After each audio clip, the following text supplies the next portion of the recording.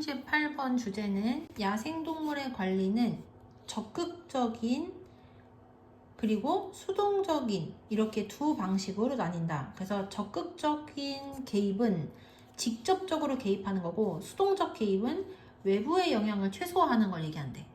There is, there are 비동사 뒤에 나오는 얘가 주어지. 야생동물들이 관리되어지는 수많은 방식들이 있지만 그렇지만 그것들은 모두 관리 책임을 암시하고 전제로 하며 그리고 두 개의 넓은 범주로 분류되어질 수 있다. 그래서 능동적 관리와 수동적 관리. 그래서 야생동물을 관리하는 데는 방법이 여러 개가 있는데 어떤 방법이든지 간에 야생동물들을 관리하고 책임지는 것을 전제로 하고 그리고 그것들을 크게 두 개로 분류를 한다면 능동적 관리와 수동적 관리로 나뉜대.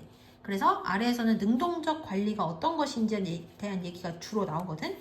능동적인 관리는 개체군에게 무엇인가를 한다. 예를 들어서 increasing이라는 동명사와 decreasing이라는 이 동명사의 공통 목적어가 개체군의 크기이기 때문에 뒤에다 한 번만 쓴 거야. 자, 해석을 해볼게요.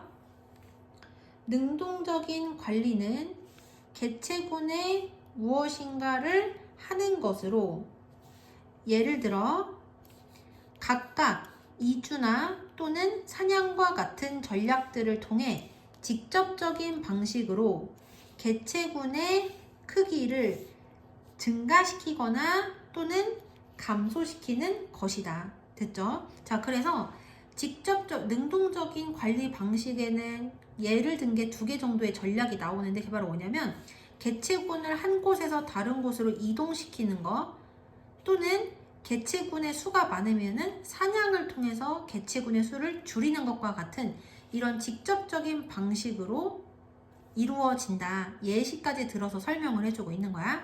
넘어가서 개체군들은 또한 능동적으로 관리되어질 수 있다. 뭐 함으로써 alter 보이죠? alter는 바꾸다라는 뜻이고요. 여기는 지금 두 가지 표현이 나오는데 to the benefit of라는 표현이랑 그리고 to the disadvantage of라는 표현이 나오고 있거든. 이렇게.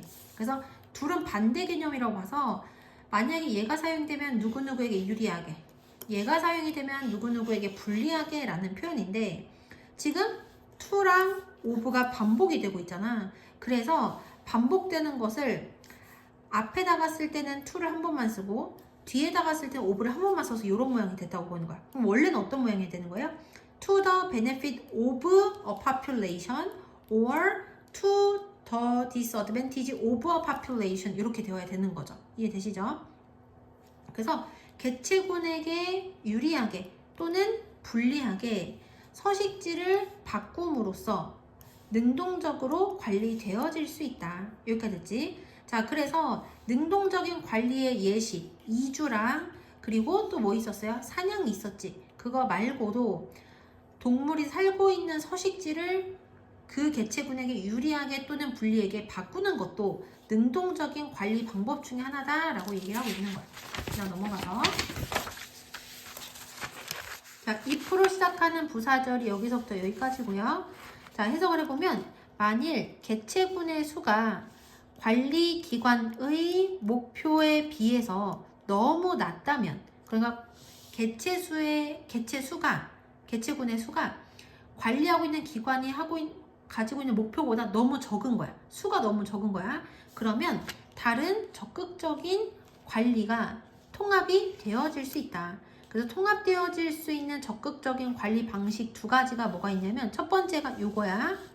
그리고 5월에 세모치고 두 번째가 얘가 되는 거야. 그래서 첫 번째는 신생아의 죽음을 최소화시키는 포식자 통제 또는 포식자들로부터 신생아들을 위한 요구되어지는 은신처를 뭐하는 제공할 수 있는 그러한 서식지 향상 이런 것들을 예시로 들고 있거든. 그러니까 내가 목표로 하고 있는 개체 수가 있는데 그거보다 너무 수가 적은 거야. 그러면 그럴 때는 어떤 방법을 쓰냐면 첫 번째는 그 애들이 태어나는데 그 태어나는 애들을 최대한 덜 죽게 만들기 위해서 얘네들을 먹고 사는 포식자들의 개수를 통제를 하는 방법이 있고, 두 번째는 포식자들로부터 얘네들이, 애기들이 죽지 않도록 숨을 수 있는 그러한 공간을 최대한 개선시키는 것, 이런 방법이 있다는 얘기야.